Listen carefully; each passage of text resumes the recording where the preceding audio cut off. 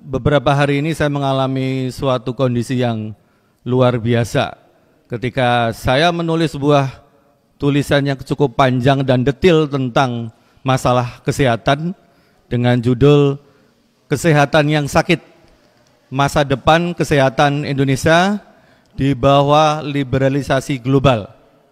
Dan ternyata tulisan ini dalam beberapa hari ini menjadi perbincangan para tokoh, baik tokoh kesehatan, tokoh politik, dan mereka-mereka yang paham tentang masalah ketahanan nasional. Masalahnya di mana? Beberapa hari yang lalu paper saya ini membuat saya dipanggil oleh tim Prabowo, tim kesehatan Prabowo. Intinya adalah bagaimana Dr. Agung kita siapkan agar BGS, maaf kalau kita sebut nama menteri ya, Budi Gunadi Sadikin tidak jadi menteri kesehatan. Ini yang ngomong bukan oposisi, yang ngomong adalah tim kesehatan Prabowo. Kemudian pertanyaannya berikutnya, kalau memang mau demo, ayo kita bantu. Masalahnya adalah tidak ada yang berani mau demo, padahal Kertanegara sudah mempersiapkan tempatnya. Pertanyaan besarnya adalah, mengapa tim Prabowo sendiri ingin atau bahkan kita katakan tidak menjadikan BGS sebagai seorang menteri? Kesimpulannya sederhana, bahwa ternyata pergantian Raja Jawa ini yang diganti bukan raja, yang diganti ini adalah antek. Antek siapa? Antek kekuatan global, antek liberalisme global. Seorang BGS yang hanya menteri tidak dapat ditolak oleh seorang Prabowo yang presiden terpilih. Kalau kita bicara tentang menteri-menteri yang lain, ini titipan Jokowi. Ini adalah bagian dari kekuatan global. Mungkin kita sudah tahu, ekonomi itu dipegang oleh kekuatan global. Sektor industri kita sudah tahu, hilirisasi nikel itu diambil alih oleh kekuatan asing. Negara ini sudah dijual. Tetapi kalau kita bicara kesehatan, bahkan mungkin Bapak Ibu semuanya melihat bahwa kesehatan itu sekarang baik. Pak Menterinya pro rakyat, walaupun dia bukan seorang dokter. Makanya saya bilang, saya tidak curhat, karena kita tidak pernah seorang dokter itu pengen jadi menteri, seorang dokter itu punya kekuasaan, bukan. Tapi kita jadi seorang dokter atau tenaga kesehatan yang lain, karena kita ingin mengabdi pada rakyat. Tapi apa yang dilakukan oleh BGS, dan ini bukan salahnya BGS, karena dia adalah alat kekuasaan, bukan Jokowi, kekuasaan global. Saya katakan, seorang Prabowo pun dan timnya tidak menginginkan dia menjadi seorang menteri kesehatan. Tapi apa daya? Karena ini titipan global, artinya bahwa ada kepentingan yang besar, kepentingan yang lebih besar dibanding hanya sekedar urusan politik. Coba Bapak Ibu bayangkan semuanya, kesehatan itu sementara ini kita memang belum bagus, karena anggaran kesehatan itu terbatas. Tetapi mengapa Presiden Jokowi ya dengan alat kekuasaannya merubah undang-undang kesehatan dengan cara yang kurang bijak, dengan cara instan menjadi undang-undang 17 tahun 2023. Tidak ada dasar logis untuk mengganti undang-undang dengan cara seperti itu. Kalau tidak bukan karena titipan. Titipan siapa? Bahwa Indonesia itu masih menarik di mata global. Ibaratnya nikelnya sudah diambil, ekonominya sudah dikuasai. Tapi ini ada sektor yang masih bisa dijual. Sektor kesehatan. Sektor yang bisa memeras sumber daya energi kita, memeras segala kekuatan kita.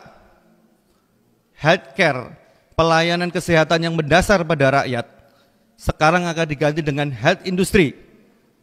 Health industry itu apa? Industrialisasi kesehatan. Atas dasar bahwa kesehatan kita harus ditingkatkan. Rumah sakit swasta hanya dalam waktu 2 tahun terakhir menaik 15%. Dan itu adalah saham dari asing. Kemudian Bapak Ibu mungkin tidak paham bahwa sekarang ini para maklar di bidang kesehatan, dan kita tidak bicara hanya masalah kesehatan, mereka ini hanya menjadikan kesehatan ini sebagai kedok. Mereka memberikan bantuan, Melinda and Bill Gates Foundation ini, ya, beserta WHO-nya, ingin menjadikan Indonesia itu sebagai market. Mereka punya barang, mereka punya jualan, termasuk adalah kita tanpa disadari, nantinya orang sakit itu bukannya sembuh, tapi bagaimana caranya orang sehat punya ketergantungan, walaupun dia tidak sakit. Karena apa? Penyakit bisa diciptakan. Mereka mengajari kita untuk lebih hidup sehat, sehingga nantinya kita akan bergantung pada institusi kesehatan yang memang bukan milik kita.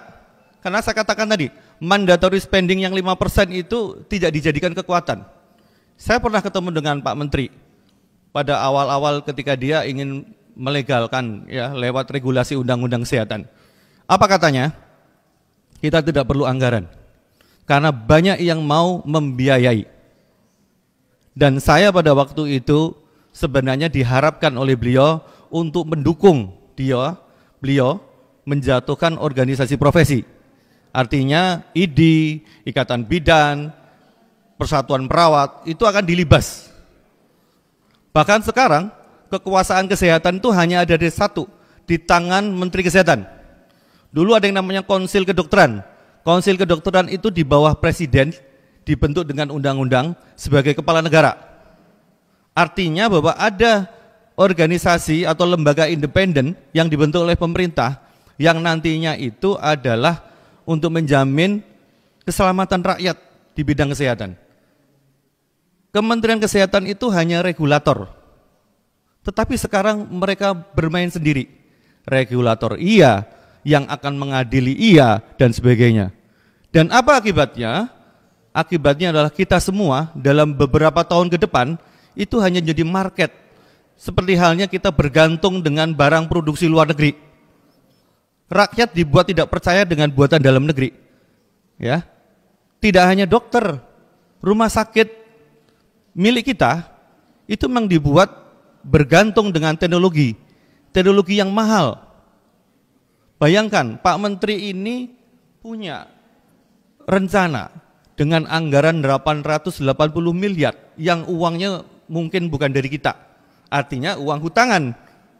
Untuk apa? Membangun cath lab. Cath lab itu untuk kateterisasi jantung. Dan anggaran itu sebenarnya masih banyak dibutuhkan untuk rakyat-rakyat yang ada di pedesaan. Memang sakit jantung itu perlu diatasin, tetapi lebih baik adalah mencegah, jangan sampai orang sakit jantung. Sedangkan cath lab itu biaya tinggi, 880 M, sekitar 170 anggaran di bidang kesehatan, 170 M, hanya 28 miliar yang sifatnya untuk promotif dan preventif, sisanya kuratif. Dan inilah sebenarnya yang kemudian menakutkan untuk kita semua. Ini bukan urusan seorang dokter, ini bukan hanya urusan seorang Menteri Kesehatan, bahkan ini bukan hanya sekedar urusan Presiden. Kenapa? Karena kesehatan itu sebenarnya adalah benteng daripada ketahanan nasional. Jadi, bila mana nantinya kedaulatan di sektor kesehatan ini sudah terampas, bisa kita bayangkan, kita bisa dibuat sakit sewaktu-waktu. Kita akan bergantung pada teknologi yang tinggi. Kita akan menganggap bahwa, maaf nih kalau saya sebut, toko-toko yang merah dan biru itu ada di mana-mana. Nanti otoritas kesehatan itu akan dimiliki oleh swasta asing. Karena swasta dalam negeri itu sudah menjerit. Kenapa menjerit? Karena Pak Menteri itu memang membuat ekosistem kesehatan itu untuk ekosistem bisnis. Saya bilang tadi, sekali saya katakan, seorang Presiden Prabowo pun tidak bisa menampik titipan seorang BGS. Dan saya yakin ini bukan masalah karena titipan Jokowi, bukan. Tetapi memang ada kekuatan global yang sekarang itu sudah menjerat kita. Kayak lintah darat gitu ya, sudah ngasih utangan ini harus sampai tuntas, seperti itu. Jadi sektor kesehatan ini nggak ada bedanya dengan sektor ekonomi yang lain nanti, di mana kita akan bergantung penuh dengan teknologi kesehatan yang tidak kita miliki. Seorang dokter nanti itu hanya sebuah tukang, sebagai seorang sales, dia tidak punya otoritas untuk membela kepentingan pasien. Tidak. Mengapa seperti itu? Diciptakanlah proses pendidikan dokter itu yang instan. Alasan adalah dokter itu kurang. Dibuka fakultas kedokteran. Orang mau fakultas kedokteran itu harus nyogok, harus masuk dengan biaya besar. Sekarang ujung-ujungnya apa? Akan masuk dokter asing. Bukan masalah dokter asingnya, tapi dokter asing ini hanya untuk memperkuat kekuatan tadi, kekuatan imperialisme. Imperialisme apa? Imperialisme modern. Jadi penjajahan ini ibaratnya dia butuh tumpangan. Kita belajar dari VOC dulu.